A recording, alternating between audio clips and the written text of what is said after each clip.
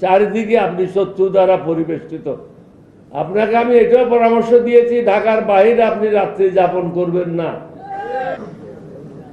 আগেও বলেছি, আজকেও বলে যেতে চাই, আপনি চতুর্দিকে শত্রু রেখে দেশ পরিচালনা করতে পারবেন না। আমরা হলাম আপনার প্রকাশ্য শত্রু, যা বলছি মাইকে বলছি, কিন্তু আপনার আশেপাশে যারা আছে তারা হলো অপ্রকাশ্য শত্রু। অনেকে আছে যারা বিদেশ থেকে টাকা পায়, বিদেশ থেকে তাদেরকে পরামর্শ দেওয়া হয় এবং আপনাকে বিপদগামী করে।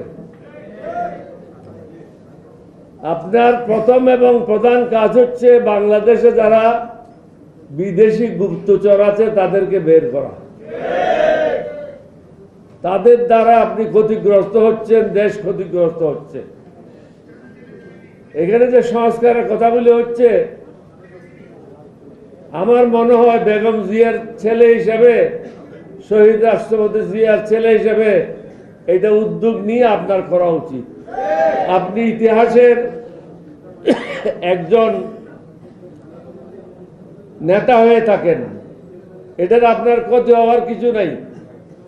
শুধু একটা জায়গায় আপনার অসুবিধা হতে পারে যে আপনি প্রধানমন্ত্রী থাকলে দলের প্রধান থাকতে পারবেন না।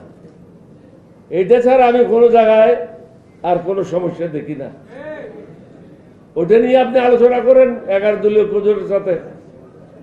বাকিগুলি যত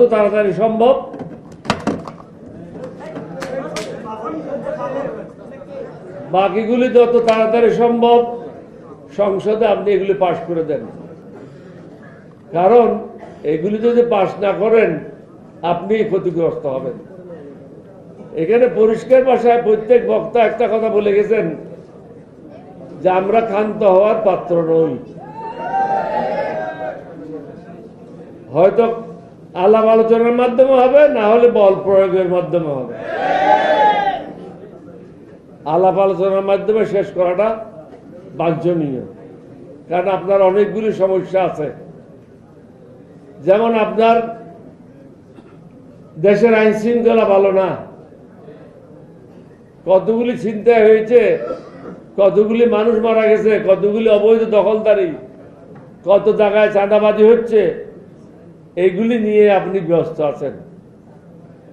মাদকের ব্যাপক বিস্তার লাভ করছে বাংলাদেশে, এটা সবাই আলোচনা করতেছে।